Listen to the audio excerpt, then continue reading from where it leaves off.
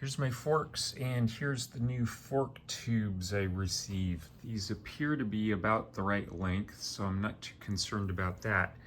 But when I took these apart, what I am a little surprised by is there's no threads in the end of the tube. Either end for that matter. It's just counterbore, thin-walled, no threads. Did I possibly buy the wrong tubes? Are these incorrectly made? I have no idea what's in here, haven't taken these apart. If I look on the end, there is a bolt holding the damper rod, I guess. So I'm not sure if I have the right part or not.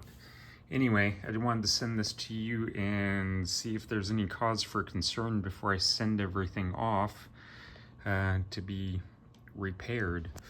Again, on here, bad rust chrome, just a mess. Need to get that fixed.